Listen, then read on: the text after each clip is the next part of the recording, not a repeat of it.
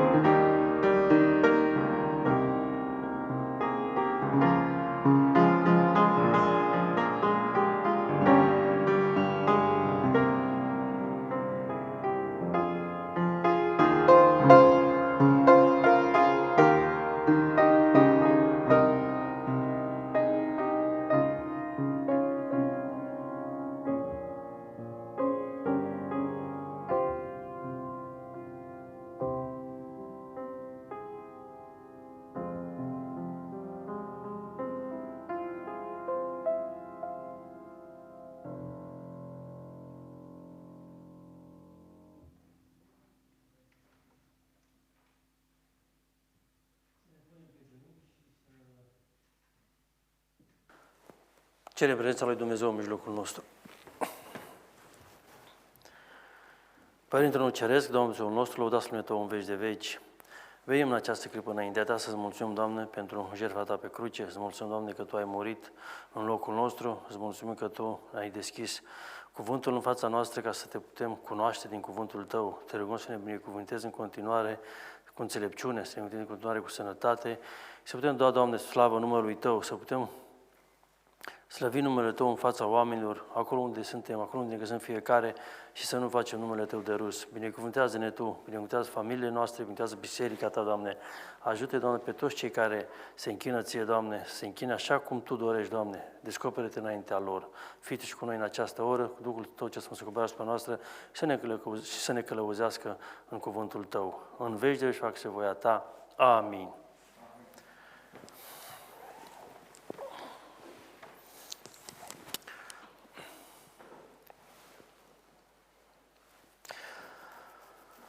Un cuvânt frumos în Biblie spune așa: cine a crezut în ceea ce ni se vestise? Mai avem un cuvânt tot așa frumos care spune: la lege și la mărturie, căci dacă nu vor vorbi așa, nu este lumină în oamenii aceștia. Un alt cuvânt spune că vă rătăciți, pentru că nu cunoașteți Scripturile și nici puterea lui Dumnezeu. Și sunt cuvinte, sunt versete în Biblie care au un mare adevăr acolo, pentru că oamenii nu mai cred în puterea lui Dumnezeu, oamenii în ziua de astăzi nu mai cred ceea ce s-a vestit înainte. Dar nu numai în ziua de astăzi, lucrul acesta nu prea s-a crezut niciodată. Pentru că omul mai bine se crede pe el, mai bine crede pe ceilalți, decât să-L creadă pe Dumnezeu. Pentru că Dumnezeu nu-și aduce întotdeauna planurile la îndeplinire și mai dă timp omului să pocăiască. În Isaia, în capitolul 52, începe așa de frumos, spune acolo, trezește-te, trezește-te, adică înseamnă că doarme, sau înseamnă că nu are legătură cu realitatea. Îmbracă-te în potoaba ta, Sioane, puneți hainele de sărbătoare, Ierusalime, cetate sfântă, căci nu va mai intra în tine niciun om netăiat împrejur sau necurat. Trezește-te, trezește-te, îmbracă-te în podoaba ta. Ce înseamnă să te îmbraci în podoabă? Ce înseamnă să ne împodobim? Ce înseamnă podoaba pentru noi? Ca să te îmbraci înseamnă că înainte de a te îmbrăca trebuie să fii dezbrăcat, trebuie să fii gol. Și Dumnezeu ne îndeamnă să ne îmbrăcăm în podoabă. Ce înseamnă podoaba? Ce e podoaba pentru noi? Nu este oare haina neprihănirii lui Hristos? Nu în această haină trebuie să ne îmbrăcăm, nu în acest alb care simbolizează viața lui Hristos fără păcat. Dezleagă-ți legăturile, că scutură țărâna de pe tine, scoală-te și șezi în capul oaselor Ierusalime. Dezleagă-ți legăturile de la gât, fiică roabă a Sionului. Dezleagă-ți legăturile. Știți că, dacă ați observat, atunci când poliția aresează pe cineva, îl leagă cu mâinile la spate și el nu se mai poate dezlega. Dar aici Dumnezeu te îndeamnă sau ne îndeamnă pe noi să ne dezlegăm singuri. Știți de ce? Pentru că singuri ne-am legat. Că dacă ne lega altcineva, ne dezlega altcineva. Dar Dumnezeu spune, dezleagă-te, dezleagă lanțul de la gât. Tu singur ți-ai pus un lanț de gât. Noi singuri ne punem un lanț de gât și ne legăm cu el. Adică, să zic, ne vindem. Ne vindem la cineva, ne legăm singur, ne facem robi păcatului singur, ne punem lanțul la gât. Și Dumnezeu spune, dezleagă-te. Dumnezeu ne îndeamnă aici să ne dezlegăm legăturile, pentru că noi însuși ne-a legat. Căci așa vorbește Domnul, fără plată ați fost vânduți și nu veți fi răscumpărați cu preț de argint.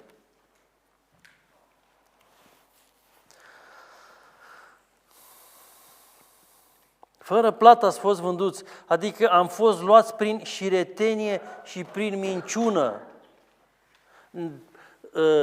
Ne-am vândut robi păcatului sau ne vindem robi păcatului pentru că suntem mințiți. Întotdeauna diavolul găsește un șiretlic, găsește un mod anume, găsește o intrare anume care să ajungă la noi și să ne mintă, să ne facă să credem cu totul altceva. În Exod, la capitolul 1,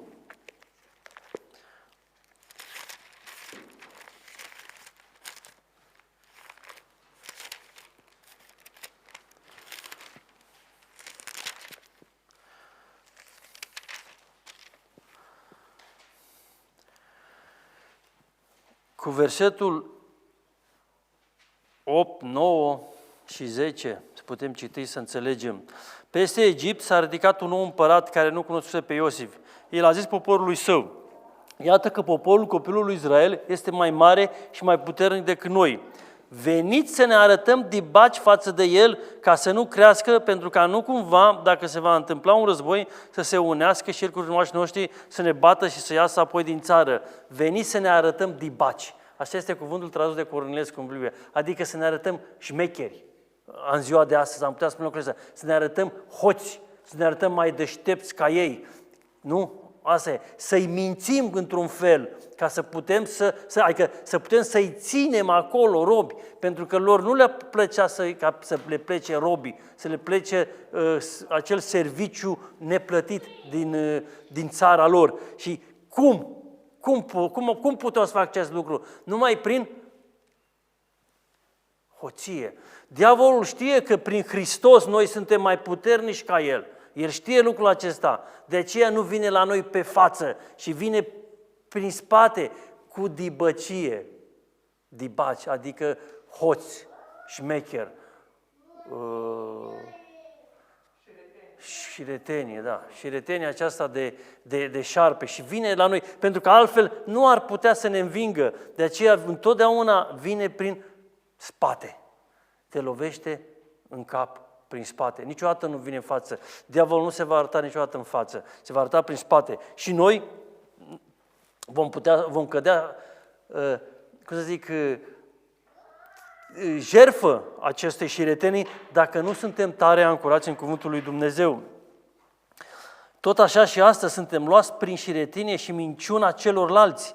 Foarte mulți creștini în lumea aceasta sunt înșelați prin minciună, sunt înșelați prin șiretenie. Foarte mulți creștini în lumea aceasta se chină la morți pentru că așa au fost mințiți și au fost mințiți de mici copii, pentru că acolo în casa aceea respectivă sau în comunitatea respectivă cuvântul lui Dumnezeu a fost lipsă. Și locul acesta, când cuvântul lui Dumnezeu îl lipsește, locul îl ia tradiția sau îl iau învățăturile străine, îl iau învățăturile care nu vin de la Dumnezeu.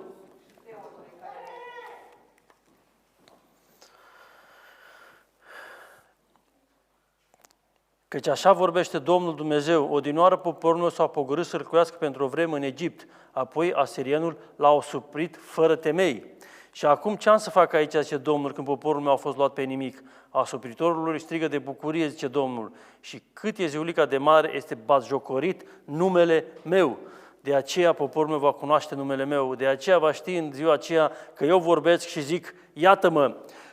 Există un obicei, adică un obicei, o laudă, am putea spune, în momentul în care un popor învingea un alt popor în luptă, însemna că și Dumnezeul acelui popor învingător era mai puternic decât Dumnezeul poporului învins. Și de aceea Dumnezeu spune că își băteau joc, numele lui Dumnezeu era luat în bătaie de joc, pentru că nu putea, deci în ochii celorlalți Dumnezeul acelui popor nu putea să-l ajute, era un Dumnezeu slab. Și dacă ne aducem aminte când, nu știu pe vremea cărui împărat, când Ierusalimul a fost înconjurat de oști, acel general care a fost trimis, a spus așa, care din Dumnezeii celorlalte cetăți a putut să-i scape? Deci aici era o luptă între Dumnezei. Se luptau Dumnezei, da? Și acum dacă Dumnezeul vostru, cum va putea oare să vă scape de mâinile noastre dacă ceilalți Dumnezei n-au putut? Cum poate mintea unui om muritor să-L pună pe Dumnezeul Creator, pe Dumnezeul lui, la același nivel cu ceilalți?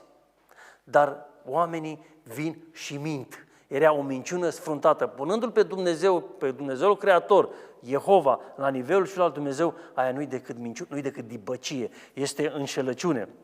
Ce frumoase sunt pe munți picioarele celui ce aduce vești bune, care vestește pacea, picioarele celui ce aduce vești bune, care vestește mântuirea, picioarele celui ce zice Sionului, Dumnezeul tău împărățește. Pentru că nu există alt Dumnezeu în această lume care să împărățească, care să fie șef în această lume. Dumnezeu, Creatorul, El e șeful. Lui trebuie să ne închinăm. El este Cel care ne-a creat. Și un verset iarăși frumos spune așa, iată glasul străjerilor tăi răsună, ei înalță glasul și strigă toți de veselie, că-și văd cu ochii lor cum se întoarce Domnul în Sion. Aici am putea să fie o profeție care să arate viitorul, da? Cum se întoarce Domnul Iisus Hristos înapoi pe acest pământ.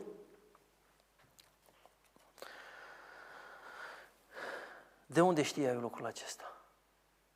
De unde știau străjerii lucrul acesta?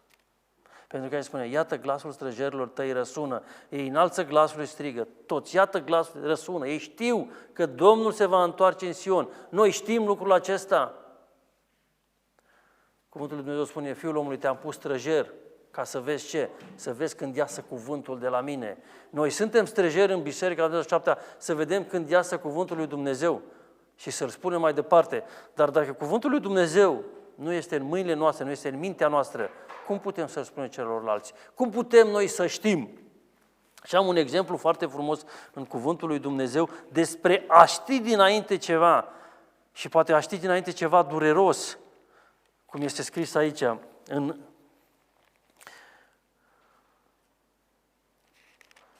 în 2 Împărați, capitolul 8.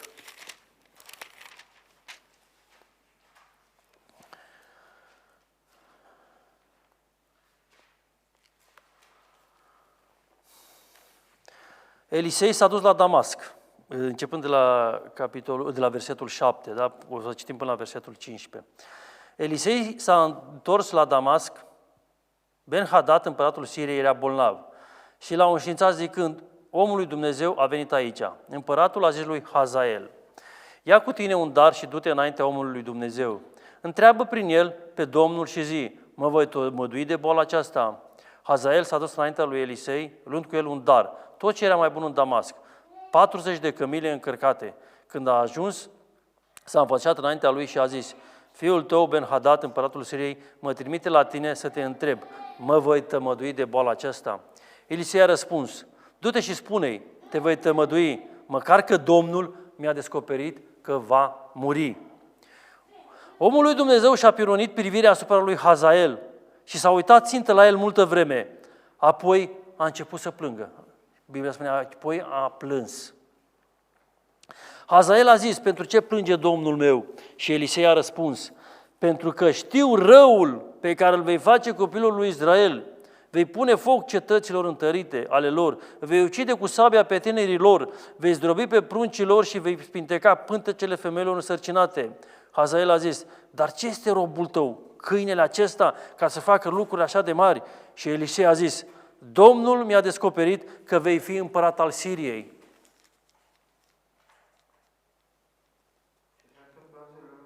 Străjerii lui Dumnezeu știu acest lucru. Noi, ca și străjerii ale Dumnezeu, ar trebui să știm ce se va întâmpla, să trebuie să știm următorii pași pe care diavolul îi face pentru că sunt descoperiți, ne sunt descoperiți în Cuvântul lui Dumnezeu, în Biblie și în Spiritul profetic. Noi trebuie să știm acest lucru, dar noi nu știm. Pentru că, nu că nu ne-ar descoperi Dumnezeu lucrul ăsta, pentru că Dumnezeu ne-a descoperit, pentru că nu ne interesează. Pentru că, cum să zic, viața noastră este ocupată cu altceva.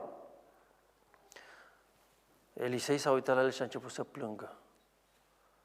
Noi ce facem când știm ce se va întâmpla?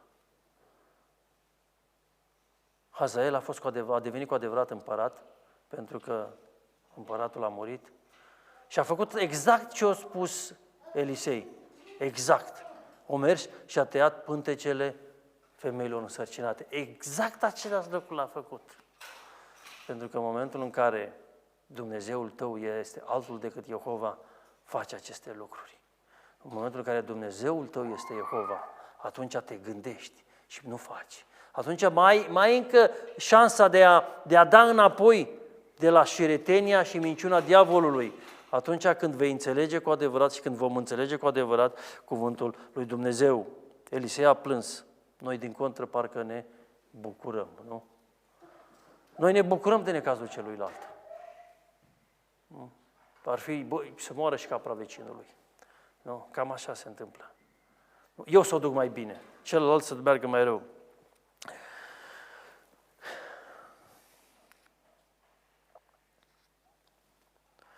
Izbucniți cu toate în strigăte de bucurie dărâmătoarea lui Ierusalimului, căci Domnul mângâie poporul său și răscumpără Ierusalimul.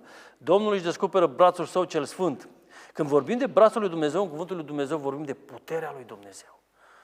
Când Dumnezeu își arată brațul, își arată puterea și neamurilor și toate marile pământului vor vedea mântuirea Dumnezeului nostru. Plecați, ieșiți din Babilon, nu vă atingeți de nimic necurat, ieșiți din mijlocul lui, curățiți-vă cei ce purtați vasele Domnului. Nu ieșiți cu grabă, nu plecați în fugă, căci Domnul vă va ieși înainte și Dumnezeul lui Israel vă va tăia calea. Plecați din Ierusalim, spune Dumnezeu, plecați din închinarea falsă, din Babilon, plecați din închinarea falsă. Noi știm că Babilonul simbolizează împărăția diavolului. Știm acest lucru și Dumnezeu ne îndeamnă, i-a îndemnat și pe Iisus, plecați și nu vă atingeți de nimic. Nimic nu este sfânt în Babilon, absolut nimic. Ceea ce găsim, putem găsi sfânt, putem găsi numai în Ierusalim. În Babilonul este exact contrarul Ierusalimului. Acolo totul este întinat, acolo totul este minciună și rătenie, dibăcie. Nu putem să luăm nimic din Babilon. Cuvântul lui Dumnezeu ne spune să nu ne atingem. Vedeți ce paradox. Când Dumnezeu a scris porunca 4, a spus să nu îți faci chip cioplit. Și după aceea a continuat și să nu te închini înainte lui. Deci înainte de a te închina să nu faci, pentru că în momentul în care nu ai făcut, n-ai la ce te închina. Dar în momentul în care l-ai făcut, ispita vine și te închini înainte lui. Aici spune, în cuvânt spune, când plecați din Babilon, să nu vă atingeți de nimic, să nu luați nimic cu voi, pentru că acolo totul este întinat. Totul, dar chiar totul. Nu există nimic sfânt, pentru că în Babilon există numai vinul acela amestecat care stă în mâna acelei femei îmbrăcată în roșu. Acolo este numai minciună. Plecăm noi din Babilon? Sau ne place acolo? Vraja aceasta a Babilonului nu cumva ne-a orbit și nu mai putem să găsim drumul înapoi către casă? Există istorie a celor care au mers robi în Babilon, a numărului și a celor care au ieșit, au fost mult mai puțini. Din Egipt au ieșit toți, din Babilon n-au ieșit toți. Pentru că își făcuseră case, aveau o situație bună, deja s-a atinsaseră de lucrurile acelea nesfinte, deja erau necurați. Ei n-au mai vrut să iese de acolo. A început să le placă viața, a început să le placă obiceiurile acestor babilonieni. Vraja aceasta, minciuna aceasta te vrăjești, cum și diavolul a mințit-o pe Eva, da? A mințit-o și a crezut minciuna aceea. Prin dibăcie, prin minciuna a fost, prin șiretenie a fost indusă în eroare ca să poată să mănânce. Astfel, același lucru se întâmplă cu Babilonul din ziua de astăzi. Prin minciună, prin dibăcie, ne va face să uităm, să ne uităm rădăcinile, să ne uităm credința, adică să-L uităm pe Dumnezeu, prin minciună.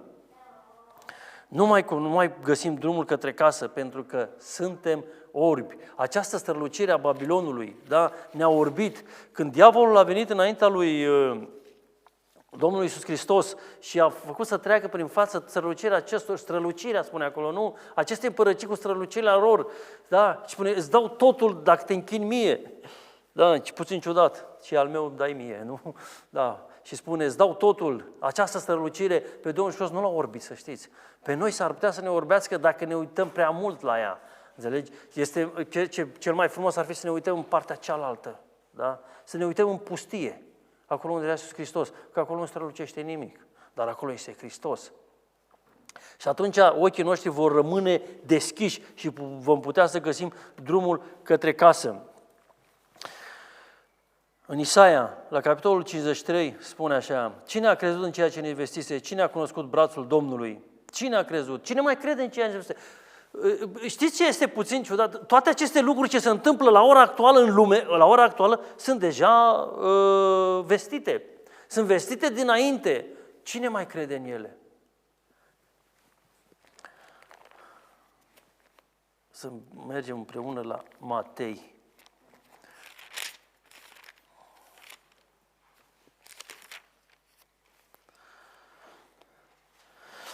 Atunci Iisus, în capitolul 23, atunci Iisus, pe când cuvânta gloatelor și ucenicilor săi, a zis, cărturarii și farisei șed pe scaunul lui Moise.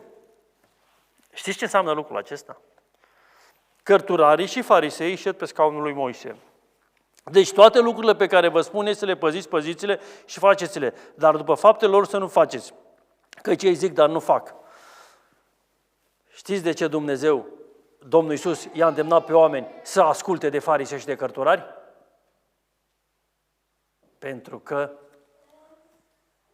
datoria acestor oameni care stăteau pe scaunul lui Moise era să învețe Scriptura, era să învețe Tora, să învețe legea. De aceea Domnul a spus, acești oameni au dreptul sunt obligați, sau locul lor acolo este pentru a vă învăța pe voi legea și mărturia, Tora, să vă învețe legile. De aceea Domnul Iisus i-a îndemnat pe oameni, ascultați-i, dar nu faceți după faptele lor, pentru că faptele lor nu erau demne de urmat.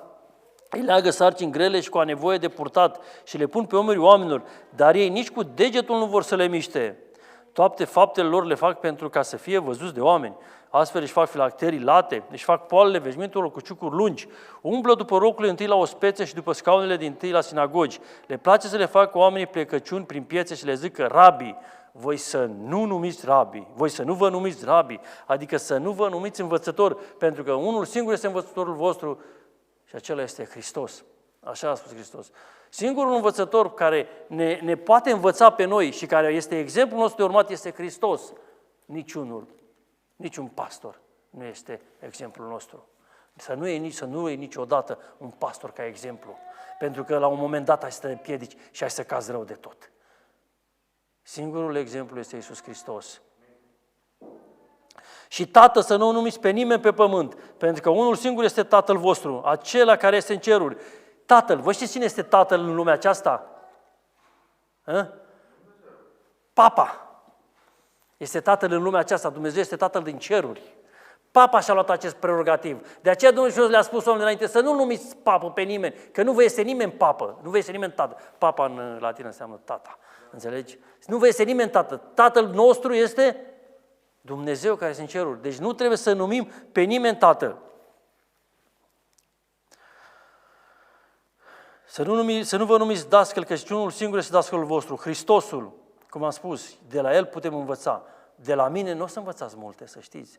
Pentru că eu spun câteva cuvinte acum, înțelegeți? Eu iau ceva din Cuvântul lui Dumnezeu și încerc să-l transmit mai departe. Dar dacă voi nu citiți Cuvântul lui Dumnezeu, să știți că nu vă ajută cu nimic. Nu vă ajută cu nimic. Este foarte puțin. Numai citind Cuvântul lui Dumnezeu, în integral, Dumnezeu, Duhul Sfânt te va ajuta să înțelegi. Vai de voi, cărturari și farisei fățarnici, pentru că voi închideți oamenilor în împărăția cerurilor, nici voi nu intrați în ea și nici pe cei ce vor să intre, nu îi lăsați să intre. Se întâmplă aceste lucruri. Sunt în lumea aceasta, sunt în lumea creștină. Cine a crezut în ceea ce ne vestise? Cine a cunoscut brațul Domnului? Toate aceste lucruri sunt vestite dinainte. Sunt vestite înainte de Dumnezeu. Vai de voi, povățuri orbi, care ziceți, dacă jură cineva pe templu, nu este nimic, dar dacă jură cineva pe aurul templului, este legat de jurământul lui. O altă minciună, pentru că Dumnezeu spune că templul este mai mare. Templul este casa lui Dumnezeu, nu aurul care îl împodobește. Că dacă templul n-ar fi acolo, pe cine ar mai împodobi aurul? Aurul nu mai poate să împodobească nimic. Acolo trebuie să fie templul. Dacă jură cineva, spune mai departe, pe jertfa de pe altar este legat de jurământ, dar dacă jură pe altar nu este legat. O altă minciună a diavolului care, a fost infiltrată în mintea oamenilor de atunci, acum și în ziua de astăzi, multe minciuni diavolul a infiltrat în mintea noastră, multe minciuni sunt infiltrate în bisericile creștine. Deci, dacă jură cineva pe jertfă, păi dacă n-ar fi altarul acolo, unde ar mai fi jertfa? Pe ce ai pune jertfa? Jertfa e cea care sfințește, altarul este cel care sfințește jertfa. Templul este cel care sfințește aurul. Da? Corpul nostru este templul Duhului Sfânt, dar dacă Duhul Sfânt locuiește în noi, care mai e valoarea acestui templu? Pentru cine este făcut templu? Pentru Dumnezeu, dar dacă Dumnezeu părăsește acest templu, mai are valoare? Uitați-vă la templele aceștia care sunt în ruine în lumea aceasta. Ce valoare mai au? Cine mai locuiește acolo? Cine mai locuiește acolo? Nu mai locuiește nimeni. Pe vremuri credeau că locuiesc Dumnezeii lor străini, dar acum sunt distruse, nu mai locuiește nimeni. Așa e și cu corpul nostru. Dacă va fi distrus, dacă Duhul Sfânt va pleca din noi, corpul va fi distrus. Nu va mai putea să locuiască nimeni acolo. Și aici spune, ce frumos spune, nebuni și orbi, care este mai mare, darul sau altarul care sfințește darul? Și cine jură pe cel, jură pe scaunul de domnia lui Dumnezeu și pe cel ce șade pe el. Vai de voi, cărturari și farisei fățarnici, spune cuvântul lui Dumnezeu. Și cuvântul lui Dumnezeu merge mai departe și spune aceste vaiuri, spune aceste vorbe grele asupra acestor oameni care stau pe scaunul lui Moise. Și trebuie să învețe lumea. Ce învățăm noi lumea? Ce învățăm noi pe oameni? Că noi stăm pe scaunul lui Moise? Ce trebuie să învățăm? Legea, nu? Ceea ce a spus Dumnezeu. O învățăm noi lucrul acesta. Sau spunem, merge și așa. Sau spunem, nu contează, frate, lasă că nu e așa rău. Da? Păi dacă Dumnezeu a spus că e rău, cine sunt eu să-L neg pe Dumnezeu? Sunt eu mai puternic de Dumnezeu? Sunt eu mai mare decât Dumnezeu? Dacă Dumnezeu a spus că sabatul e ziua de odihnă, cine sunt eu să schimb această zi? Sunt eu mai mare decât Dumnezeu? Există vreun om mai mare decât Dumnezeu în lumea aceasta care să poată să schimbe ceea ce a spus Dumnezeu? Dacă Dumnezeu a spus că pământul ăsta e rotund și s-a spânzurat pe nimic, De ce vin eu să-l pun pe elefant sau să-l pun pe broaște țestoase? Cine sunt eu? Ce prerogative mi-asum eu atunci când iau locul lui Dumnezeu? La ieșirea din templu, capitolul 24 de Matei, când mergea Iisus, ucenicii lui s-au apropiat de el ca să arate clădirile templului. Dar Iisus le-a zis, vedeți voi toate aceste lucruri? Adevărat vă spun că nu va rămâne aici piatră pe piatră care să nu fie dărâmată. Cine a vestit dărâmarea Ierusalimului? Cine a spus decât Ierusalimul va fi dărâmat?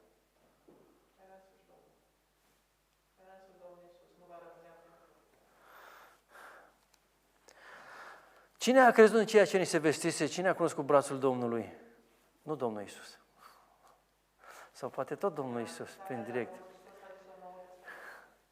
Această înștiințare este de mult.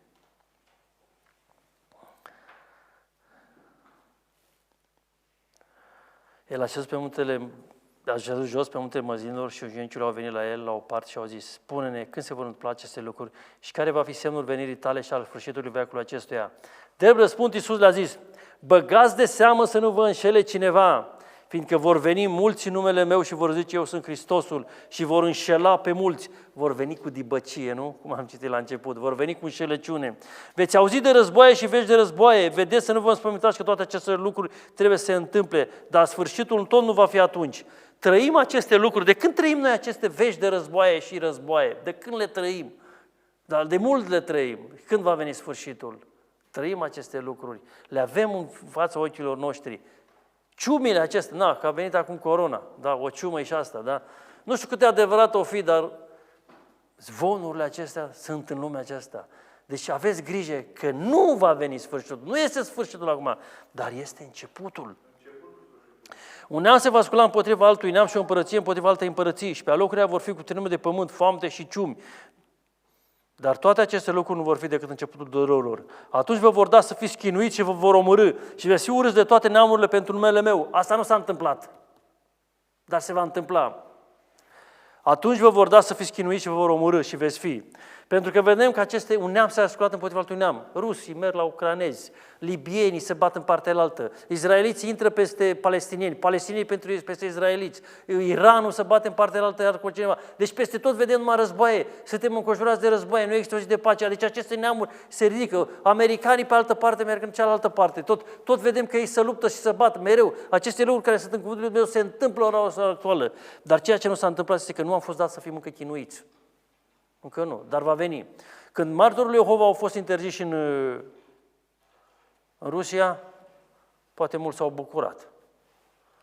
Dar să știți că problema nu rămâne acolo. Acum, o biserică din Rusia este în judecată cu statul rus pentru că vrea să o închidă. Și motivele sunt că nu au standardele care pentru funcționare ale... Deci, ceea ce are de face cu focul, pompierii și tot felul de, nu știu ce zic ei acolo.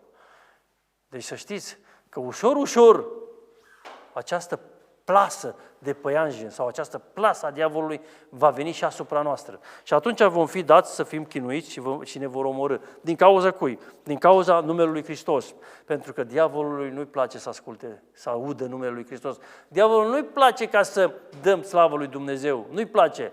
Credeți că lucrul acesta ce se întâmplă în biserici în ziua de astăzi, că nu putem cânta, vine de la Dumnezeu? Nu, asta vine tot de la diavol, să știți. Pentru că diavolului nu-i place să asculte când copiii lui îi dau slavă. Atunci mulți vor cădea, se vor vinde unii pe alții și se vor urî unii pe alții. Nu se întâmplă oare acum în lumea aceasta? Nu se întâmplă chiar și între adventiști lucrul acesta, la ora actuală, acest verset, în care mulți vor cădea, se vor vinde unii pe alții. Oameni buni, abia așteaptă frații din biserică să cazi, ca să aibă ce? Nu să plângă, să râdă. Să râdă. Abia așteaptă să te pună ca un exemplu acolo. Uite bă, și ăla ce deștept se mai dădea și a căzut. Lor nu le va părea rău pentru că tu ai căzut și vei pierde în foc. Nu, ei se vor bucura că vor crede că sunt mai buni decât tine. Ne vom bucura, vom crede că suntem mai buni de cel care va arde în foc. Și Hristos ce-a făcut? Spune mai departe că o plâns. El a plâns pentru că 1.000.000 de oameni trebuia să moară în asediul asupra Ierusalimului. Romanii au omorât 1.000.000 de oameni și l-au plâns. Cineva spunea iarăși tot așa o expresie care are de-a face cu moartea izraeliților în mare, în moartea egiptenilor, mă scuzați, în mare când i-au urmărit pe izraeliți.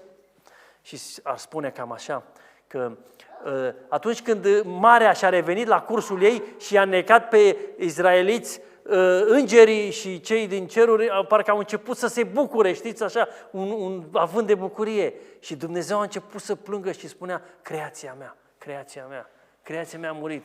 Dumnezeu nu s-a bucurat pentru moartea lor. Dumnezeu nu se bucură. Că Domnul spune, eu nu vreau moartea păcătosului, nu? Și vreau ca el să se întoarcă ca să fie mântuit. La ora actuală, în bisericile creștine, există acest spirit al lui Cain.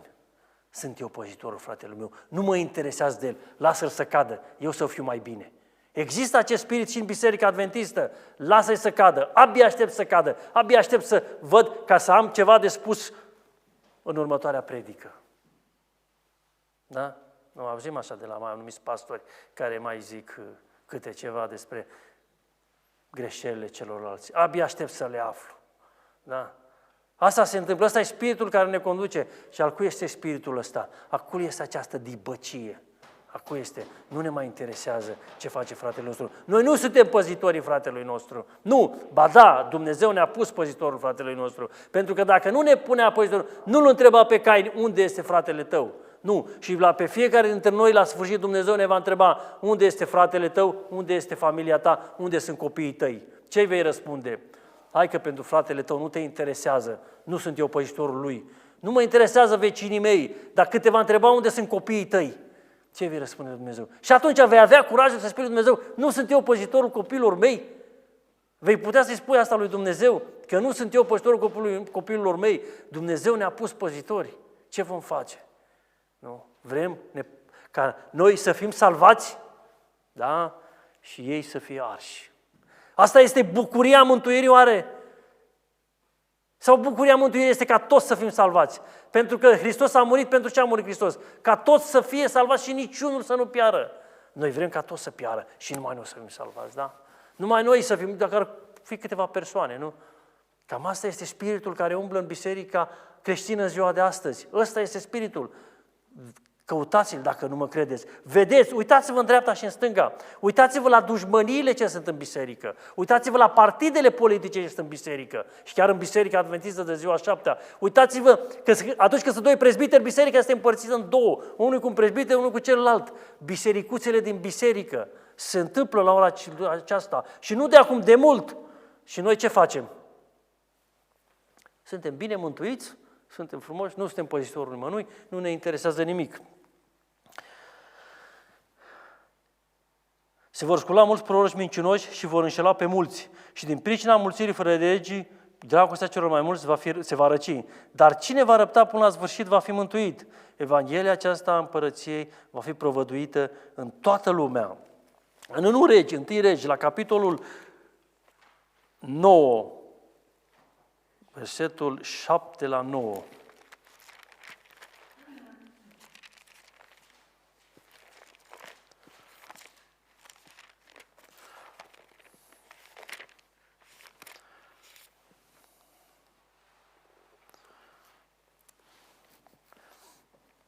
Să citim de la 6. Dar dacă vă veți abate de la mine, voi și fiii voștri, dacă nu veți păzi poruncile mele și legile mele pe care vi le-am dat, și dacă nu vă veți duce, și dacă vă veți duce să slujiți altul Dumnezeu și să vă închinați înaintea lor, voi nimici pe Israel din țara pe care i-am dat-o. Voi lepăda de la mine casa pe care am sfințit-o numelui meu. Și Israel va ajunge de râs și de pomină printre toate popoarele. Și ori cât de înaltă este casa aceasta, ori cine va trece pe lângă ea, va rămânea încremenit și va fluiera. Și va zice, pentru ce a făcut Domnul așa țării acesteia și casei acesteia? Și se va răspunde, pentru că au părăsit pe Domnul Dumnezeul lor, care a scos pe părinții lor din țara Egiptului, pentru că s-au lipit de alți Dumnezei, s-au închinat înaintea lor și le-au slujit. Și de aceea a făcut Domnul să vină peste ei toate aceste rele. Dacă Dumnezeu a făcut ca toate acele rele templul a fost distrus. 1 milion. 1 milion de creștini, 1 milion de iudei au murit acolo în asediul pe care romanii l-au avut asupra Israelului. 1 milion au murit. Da? Dacă Dumnezeu a făcut aceasta, sau a lăsat să se întâmple acest lucru, credeți că acum va fi altfel? Credeți că noi o să fim salvați dacă ne vom bucura de căderea celui din stânga și dreapta noastră? Credeți că noi vom fi salvați dacă nu ne va interesa, dacă nu vom fi păzitorul fraților noștri? În Daniel, capitolul 19 cu 26, cuvântul ne spune: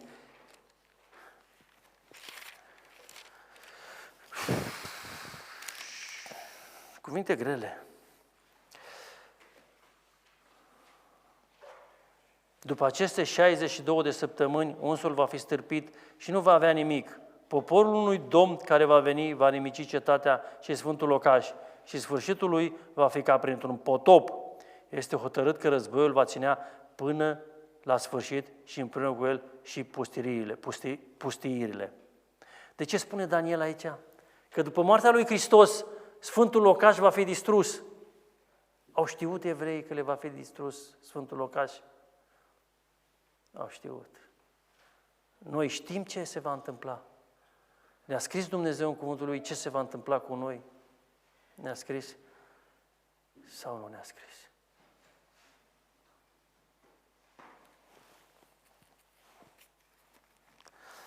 Din păcate, ne-a scris. Toate aceste lucruri se întâmplă, s-au întâmplat. O parte din ele se întâmplă acum. Viitorul nu știu ce ne pregătește. Dar cuvântul lui Dumnezeu ne-a spus că aceste lucruri se vor întâmpla așa cum este scris în Biblie. Un singur lucru ne mai rămâne: să credem în ceea ce ni s-a vestit. Pentru că dacă nu vom crede în ceea ce ni s-a vestit, o să ne rătăcim. O să fim mințiți. Să nu credeți că oamenii ne vor vrea binele. Ne vor vrea binele numai ca să ne facă rău, să știți. Pentru că cei care nu se închină lui Dumnezeu, cei care sunt deja în tabăra diavolului, nu le vor place sau nu le place să asculte de Dumnezeu. Avem un exemplu frumos în Biblie când acești înțelepți vin să-L caute pe Hristos nou născut și merge la Irod și Irod îl întreabă pe Irod unde e împăratul de întâi de curând născut. Irod a început să tremure. Irod a început să fie frică. Și știți ce a făcut Irod atunci? I-a chemat pe cei care stăteau pe scaunul lui Moise și a întrebat: băi, ce se întâmplă? Și cei care stăteau pe scaunul lui Moise au știut lucrul acesta. Dar de ce l-au știut? Pentru că ei nu au studiat cuvântul ca să fie înaintea magilor la Iezlă. Păi nu i-a interesat acest lucru. Nu i-a interesat. Și noi avem pretenția că stăm pe scaunul lui Moise. În ziua de astăzi. Avem tot adevărul. Noi stăm pe scaunul lui Moise și nu ne interesează ceea ce trebuie să facem. Și știți ce a făcut Irod? Nu știu dacă este același, dar nu este același. Celălalt este, dar este tatăl lui. Pentru că Ioan Botezătorul îl numește vulpe. Du-te și spuneți-i vulpe acelea. Era fiul lui, fiul celui care a vrut prin șiretenie să-L omoare pe Hristos. Ce a spus? Găsiți-l și veniți și spuneți: să mă duc și eu, ce să fac? Să mă închin. Dar ce era în mintea lui? A vrut să-L omoare pe Hristos. Diavolul vrea să-L omoare pe Hristos. Diavolul a vrut să-L omoare pe Hristos. Pentru că nu le place de acest împărat al păcii. Tot ceea ce se întâmplă, tot ceea ce are loc în această lume, totul ne este vestit. Singurul lucru care ne mai rămâne nouă este să ascultăm de Dumnezeu. Amin. Mai avem o cântare înainte de a începe școala de sabat?